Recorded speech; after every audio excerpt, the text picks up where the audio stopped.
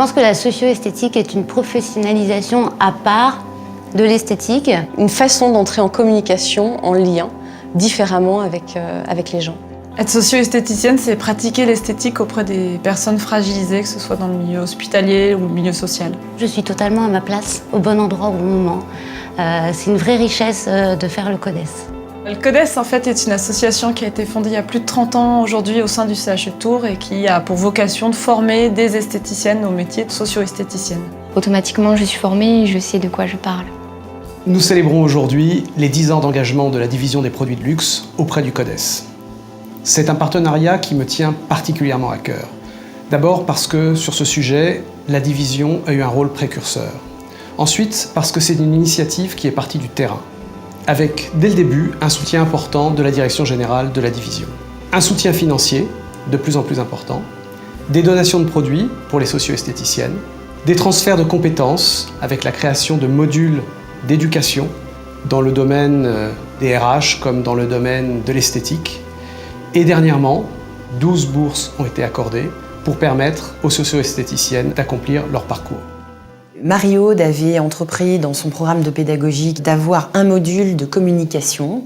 Alors, donc, les formations ont lieu au CODES même, à Tours. C'est un module de 5 heures dans lequel il y a 2h30 de théorie et 2h30, voire 3 heures de pratique et d'ateliers de prise de parole en public. L'objectif de cette formation, c'est de les aider à être capables de prendre la parole en public, savoir se présenter, réfléchir sur eux-mêmes, parfaitement parler de leur métier, parfaitement expliquer leur motivation. Et donc, à chaque fois, c'est des journées qui sont très intenses, pleines d'émotions. C'est un grand plaisir 2 fois par an d'apporter ces connaissances aux socio-esthéticiennes pour qu'elles puissent animer ces ateliers. Et en 3 heures, nous devons leur apporter une connaissance, une maîtrise des matières premières emblématiques avec lesquelles elles travailleront lors des ateliers que nous leur proposons de monter auprès des populations fragilisées. En termes d'émotion, quand vous avez senti toutes ces matières premières, vous avez tout de suite su si c'était quelque chose de plutôt agréable, désagréable. Rien que ça, c'est déjà une émotion. Fiole numéro 7. Vous risquez d'être étonné. Je me dis que voilà, si ces ateliers peuvent permettre, au travers des socio-esthéticiennes, à une personne âgée de retrouver des souvenirs heureux d'enfance, de partage de galettes des rois en famille, en sentant la coumarine, alors là, je me sens utile, je me sens remplie. On est entre professionnels, on échange des techniques. Le but n'est pas d'avoir une autorité, mais c'est de s'adapter, d'essayer de proposer quelque chose de simple, facilement transmissible. Et à partir de là, on essaye de transmettre quelque chose qui peut être intéressant. Moi, je suis intervenue auprès des élèves du CODES pour finalement leur transmettre quelques bonnes pratiques et les entraîner à la fois pour refaire leur CV et passer des entretiens auprès de futurs employeurs. Il y avait une tradition qui avait été initiée par ma prédécesseur. Elle m'avait dit, écoute, quand tu reprends mon poste, sache que tu reprends avec le poste la possibilité d'assister aux formations et même de participer aux formations du CODES. Marie-Aude m'a expliqué assez rapidement de quoi il s'agissait. Ça me semblait en cohérence avec ce qu'on vit au quotidien, nous, dans le recrutement. Enfin, l'expérience me paraissait aussi assez unique parce que pour moi, la socio-esthétique était un domaine relativement inconnu. Depuis juillet 2008, je suis à la fois en charge de la communication interne de la division produits de luxe, mais également de la direction du CODES.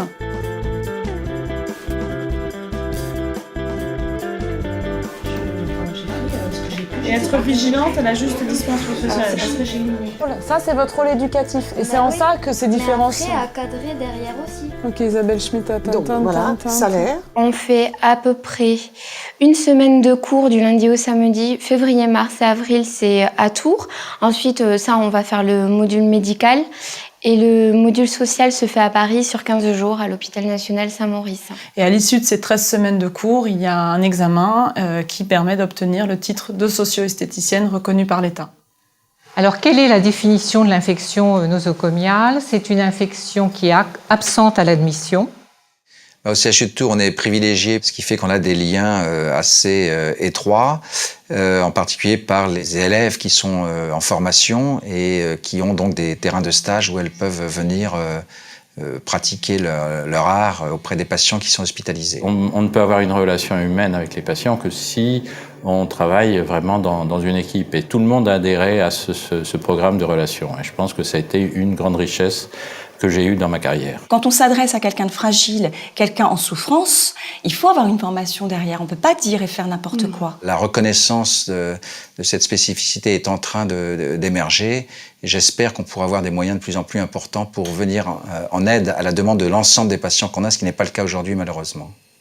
En 2009, le partenariat DPL-CODES entre dans une deuxième phase importante, puisque à l'occasion du centenaire de L'Oréal, nous créons le projet Première Chance en faveur de la socio-esthétique, qui permettra à des jeunes socio-esthéticiennes diplômées d'accéder à leur premier emploi, avec l'aide et la participation active des collaborateurs de l'entreprise. C'est le collaborateur qui amène sa propre association, que lui soutient, et L'Oréal qui propose d'aider cette association-là. Donc c'est vraiment un travail en binôme, et c'est fantastique, parce que ça permet vraiment à tous les gens qui voulaient s'engager de le faire facilement, même pendant leurs heures de travail. Donc c'est vraiment, il n'y a plus aucune raison de ne pas le faire. Si l'entreprise peut être une porte vers d'autres choses, notamment au service de la société, qui sont en lien avec le propre projet de la société, je trouve ça formidable. J'en ai parlé à cet ami, je lui ai dit quel endroit tu aurais envie de faire bénéficier une association. Il m'a dit tout de suite Cochin. Et après, il y a eu l'annonce des résultats, et ça, c'était un grand, grand bonheur de savoir que Cochin était sélectionné. Je suis ravie d'être dans une structure comme Cochin, qui est vraiment une super équipe, vraiment extrêmement humaine, et complètement dédiée à ce projet. Trouver le bien-être avec la socio-esthétique, c'est fortement apprécié par les patients. Ça peut leur dire que le soin ne fait pas toujours mal, et qu'ils peuvent prendre du bien-être pour eux, ce qui est essentiel. On dit plein de choses par le toucher. Les gens sont verrouillés dans leur douleur, verrouillés dans leur souffrance, verrouillés dans ce manque d'estime de soi qu'ils ont. Et aller les toucher, c'est déjà leur faire du bien, c'est déjà leur montrer qu'ils existent. Ça fait du bien de se dire qu'effectivement, par notre métier, on apporte quelque chose de bon aux personnes qui ont des difficultés. Le toucher et la beauté vue d'une autre façon permettent des choses inouïes, que même les mots ne permettraient pas.